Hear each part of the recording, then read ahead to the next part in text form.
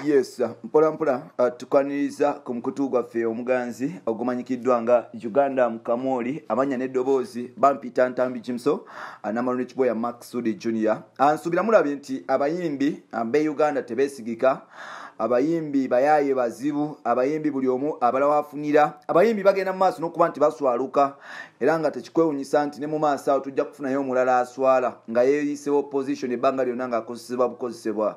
Tujja kubalaba mu maaso awo nga baswala nnyo. Abayimbi basalawo okuba nti beefaako bokka kuba nti obaolyawo banoonya akasente. It's okay okuba nti omuntu anoonya ssente because ssente kintu kikulu nnyo, naye ate ssente tetanga ekitiibwa kyo, ssente tekuswazanga.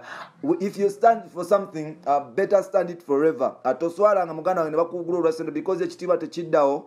Nalabye omusajja omukulu amanyikiddwa nga Frank M. Gashumba agambye nti ye bw'afuukanga maskini Mukama amuyambe amugyewo ku nsi oba amutte awona okuswala. Bino byonna ebigambo bivaawa bya Ronald Mayinja. Atukaniriza mpola ku mukutu gwaffe omuganzi ogumanyikiddwa nga Uganda Mukamoli. Straight away bampita Ntambi Jimso. You can follow me on Facebook nkosa Ntambi Jimso, ku Twitter nkosa Jimso 16, then ku TikTok nkosa Jimso 16, genda ku Instagram nkosa Ntambi Jimso 5. Webale kwanti otambula naffe, webale kwanti otwagala, webale kwanti otubeereramu, webale kwanti yes ovimbira wamu naffe. Olunaku lwa leero Mayinja yayongedde n'aswaza abayimbi ne music industry at large. Music industry yaswadde neswaluka olwa Ronald Mayinja.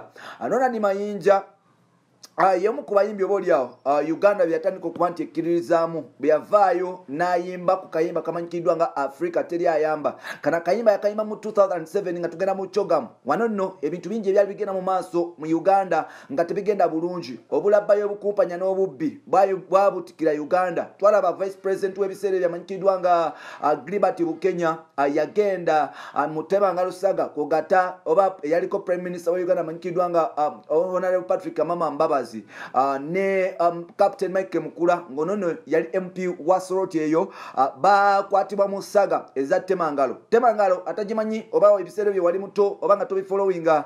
Temangalo yali saga nti Commonwealth oba Commonwealth yali egenda kuba nti etuula wano. Commonwealth Committee yali egenda kuba nti etuula wano olunaku olwo mu 2007 lwetwakyaza Queen okujja wano Queen y'Obungereza n'ajja wano mpolampola. So olukiiko olwo baluyita Commonwealth.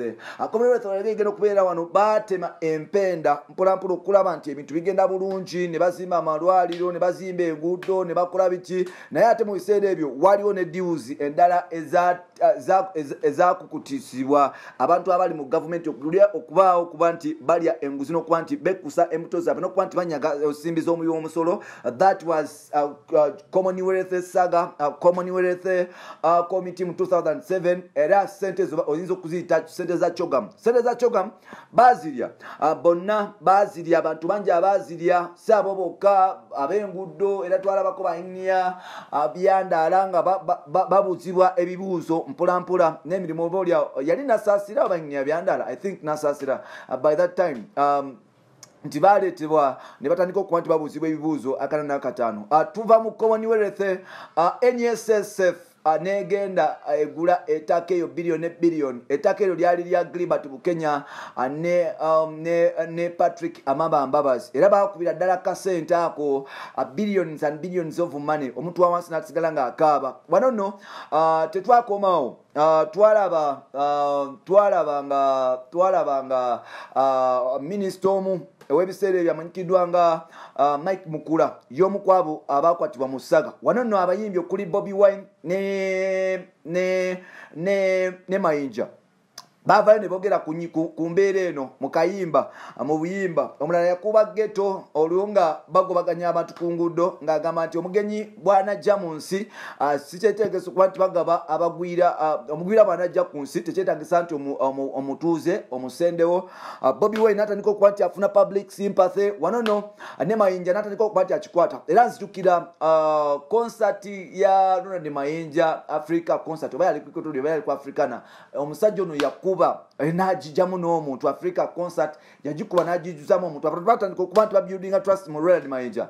Unfortunately nga bugenda yazzaako akayimba akalala yes akayimba akalala tuvumirira nguzi yes Africa kako tulwanyisa nguzi wabula tetulwanyisa gavumenti nata akayimba akalala ani agula ensi kuba tugitunda mu bibajo bajo mpola mpola wanono mayinja natandika okuba nti oba olyawo afuna sympathy eri abantu giri myaka ng'esatu mayinja yakwatibwa ku kamera ng'agenza okuyimbira President Museveni ekyankwanzi wanono baabuuza mayinja nti owaayi waliwo opposition batuwagwa nti ki ekyaliwo wanono mayinja yagamba nti yagenda kukola kasente bamuyita ku birthday party y'omukyalo omu Nankabirwa Ruth Nankabirwa yes omukyalo yava Kiboga nti bamuyita ku birthday party ya Ruth Nankabirwa era nga Ruth Nankabirwa yamuyita si President Museveni nagamba nti yagenda kola kasente ka Ruth Nankabirwa wanono abantu batandika okuba nti badawutinga mu statement y'omukulu gye yali akoze era nga bagamba nti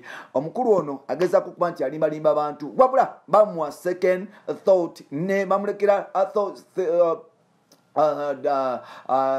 nebamulekera thought of doubt nebamulekera gundi eyo chance of doubt I think nebamulekera chance of doubt niyekuba kwa mutima twavaayo tulaba nti akoze ekibiina ekirala African Development Sibanya bikyebyo ekigezaako okuba nti bolyawo kirwanyisa muyimbi munne amanyikiddwa nga Robert Kyagulanyi Ssentamu Robert Lubereta Tembo yes Lubereta Tembo owokubiri omukulu oyo yes owekamoja ekibiina kino yakitongoza ali ku kalenda era nga omusajja ono yagenda mu maaso n'okuba nti afuna V8 okuva mu gavumenti ne pick-up bbiri zisobola okuba nti zimuyambako okuba nti zikola emirimu bwe yavaawo omukulu ono yatandika activation ze mu bitundu by'eggwanga mpolampola yalabikako ku TV naye ate yamala ne yeegaana ebintu bino wanono bivaawo mayinja mu kutandika okuba nti yeegaana esente ze zibaali bamusuubiriza okuba nti bamuwa zaali tezinnagwayo twakamulira recently wano ng'agamba nti ebintu bye bamafiya bagala okuba nti babitunda bagala okuba nti babikwata babitunde mpolampola kino nno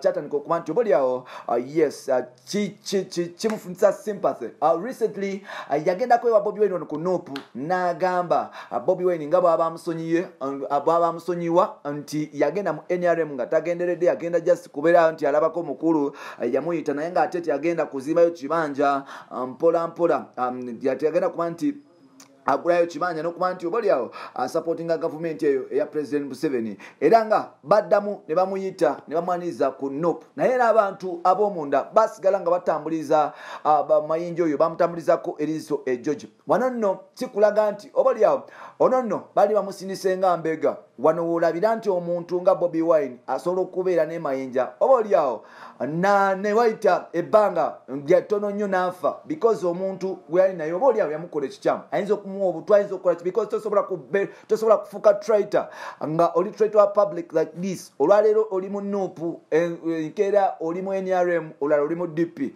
no bangi bajja kugamba nti olwali ne Bobi Wine yayimbirako Museveni but it is way back yayima na kushemu oli n'agamba nti Bobi Wine yali wa DP kituufu yali wa DP naye kati aliwa yes bw'obanga osazeewo kuba nti obalyawo ogenda okola akasente bw'ovaayo vaayo Jose Chameleone tumulaba wa DP kati wa people power either much as nga independent osobola okumuwa chance of doubt nti toddangamu kumulaba n'aba NRM teyaddize mukola kayimba era kayimba kalina Kyagulanyi konayo kikulaga nti obalyawo Jose Chameleone asana credit olwaleero mayinja yafulumiza akayimba akawana President Museveni nga wakayita only 3 weeks nga yakava ku Nuupu kikulaga abayimbi ba traitor abayimbi tebastandinga ku bigambo byabwe abayimbi banonyeza sente buli miango wonna kirungi okukola sente naye ne reputation yo ne dignity yo n'ekitiibwa kyo nsuubira kirungi okuba nti okiprotectinga sente tesobola kugula kitiibwa sente tesobola kugula mutima sente tesobola kugula buganzi bw'abantu mayinja abantu be bakukwata ne bakuteekayo ne bakufuula owakabi yes abantu abo mwalimu aba NRM n'aba opposition so like stop thinking mbobalyawo akasente akugenza okukola kebakuwadde kekanji wakola sente nyingi nnyo mu bantu okusinga ne gavumenti zeyakuwadde so olwekyo reputation and respect kintu kyamaanyi nnyo mpolampola oli musajja muyivu oli makerera okukola ne degree nsuubira ebyo ebintu ebimu tebasobola kuba nti bakubikusomesa osobola kirina kubeera nti kiri mu bwongo obwo but as artists nga gwe omuntu oli traitor so nothing can be changed webala kuba nti otambulira ku Uganda mu Kamoli omukutu gwaffe omuganzi bampita ntambi jimso webula kuba nti otambula naffe subscribe tugende mu maaso mpola mpola blood wange bw'obanga osima byenkola byempeereza ne byenkutuusaako genda wansi awo kwata $2.3 ngulireyo ka super chat gwasobola okuba nti oteekamu ne $15 genda wansi awo ongulireyo ka super chat mpola mpola nkomewo mu next phase nga muganda wange buli kimu kiri tala tube bampita ntambi jimso bye bye.